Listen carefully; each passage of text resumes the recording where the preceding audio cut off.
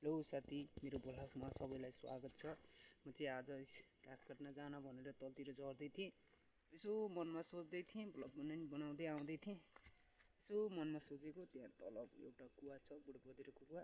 अस्ति नै अलिअलि योजना परेर त्यति हो, अलिअलि योजना परेर त्यहाँ चाहिँ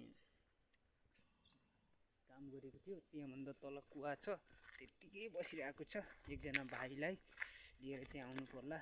म चाहिँ त्यो कुवा बनाइदिएर, सबैलाई हुन्छ हाम्रो गाउँको मान्छे मरेको चाहिँ क्रियापूर्ति बस्ने ठाउँ, भात पकाएर खाने ठाउँ हो त्यो। अब सबैले जगेर्ना गर्नुपर्छ भन्ने हो। तर अब अरूले के गर्नुहुन्छ, अरूको बेसी गरेर अब चासो होइन। आफूले के गरिन्छ, कसो गरिन्छ आफूमा भर पर्ने कुरा हो। आफूले जे भने पनि, जस्तो भने पनि अब मतलब भएन नि त। पनि आफूले चाहिँ के गर्छु, कसो गर्छु भन्ने कुरा हो होइन। हाम्रो गाउँतिर त ठुलो चौताराहरू पनि छ।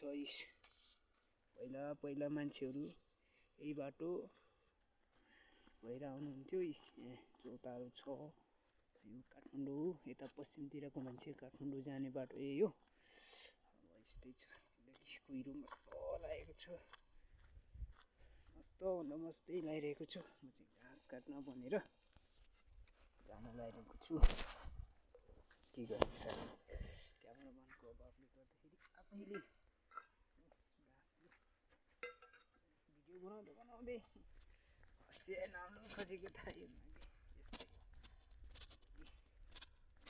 अब म चाहिँ बाटो हुँदै तल जाँदैछु।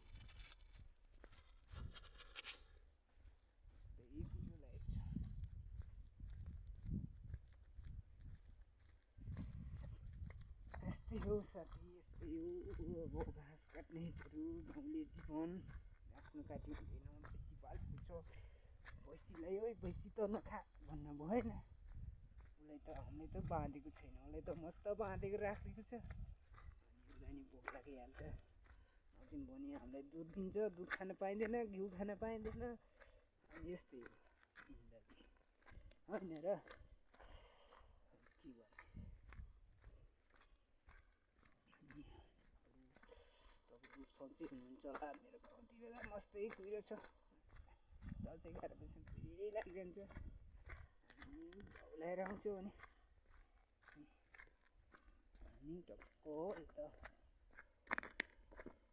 तल म यही गडा पानीकोमा थिएँ पनि अहिले हात पनि कति गलेको।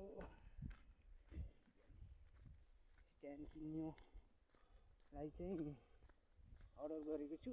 स्ट्यान्ड पैसा चाहिँ फेरि मोबाइल बनाउने हो, ब्लग पनि। स्ट्यान्ड किन्दैछु, अरू सामानहरू सबै अर्डर गरिरहेको छु। अहिले कहिले आइपुग्छ, मोबाइल ब्लग बनाएर देखाउने हो नि होइन र। मोबाइल ब्लग याद गल्यो भन्दै फेरि पनि अर्को नेक्स्ट ब्लगमा भेट हुन्ला।